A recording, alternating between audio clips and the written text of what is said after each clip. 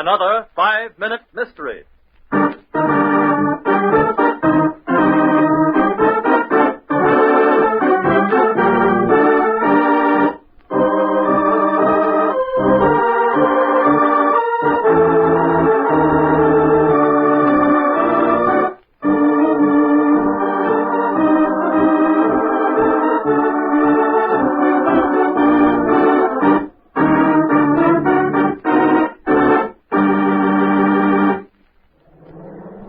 Well, Alice, one more block and you'll behold the Brooks household. 2 whole years, Jim. It just doesn't seem possible it's been so long. You and Dorothy married and with a place of your own. That's true, all right.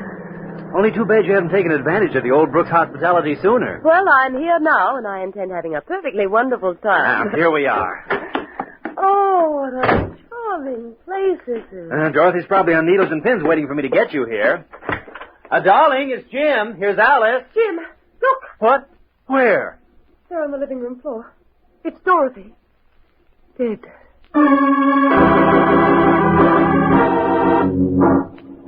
Mr. Brooks, I'm afraid you and Miss Manning will have to submit to some routine questioning. Well, I'll be happy to help in any way I can, Inspector. Thank you, Miss Manning. Now, Mr. Brooks, while we're waiting for some information I phoned for, I want you to tell me exactly what happened this morning. There's nothing much to tell.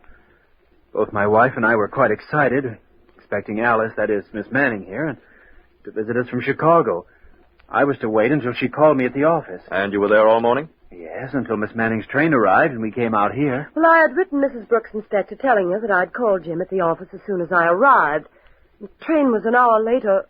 We could have been here early and maybe have prevented this. Well, that remains to be seen. Apparently, Mrs. Brooks was sitting here in this chair, putting red polish on her fingernails, when she was shot from behind. The polish is spilled all over the carpet, and she was still holding the tiny brush in her hand. She must have recognized her attacker, and since she did not die instantly, she printed these 3 initials here on the floor with the polish. D.O.C. D.O.C. I wish we could tell whose initial she was trying to reveal. You're sure you don't know anyone whose name would fit that? Well, positive, I can't. Why, that's... Yes, Miss Manning? Can you think of somebody with the initials? Well, D.O.C. spells Doc, and it's Mr. Brooks's nickname. Well, it can't be. Yes, Mr. Brooks? I haven't been called Doc for over 2 years. It was a nickname I picked up in school. My wife didn't like the name and never used it. Nobody in New York even knows me by Doc. You've got to believe me, Inspector. It's the truth. Well, that we'll see. Just a minute. Hello. Yes, Grady? Yes? I see. Well, it's sewed up anyway. Thanks. Well, you both will be happy to know our little murder is solved. Oh, then it wasn't Doc after all. No, Miss Manning, it wasn't Doc. I'm arresting you, Miss Manning, for the murder of Dorothy Brooks. Why did the inspector arrest Miss Manning for the murder of Mrs. Brooks? In a moment, we'll hear, but first...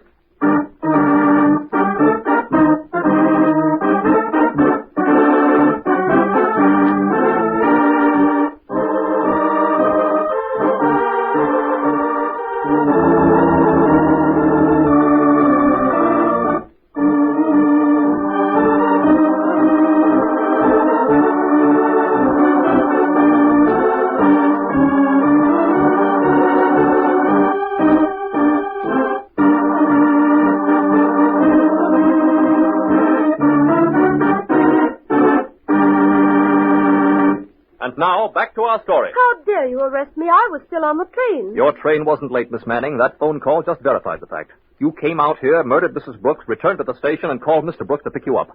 But that wasn't what really gave you away, Miss Manning. Too bad you didn't know Mr. Brooks was no longer called Doc when you printed those letters on the carpet. The next time you leave a name as a clue to throw suspicion, you'd better get the name right. But, of course, there won't be a next time, will there, Miss Manning?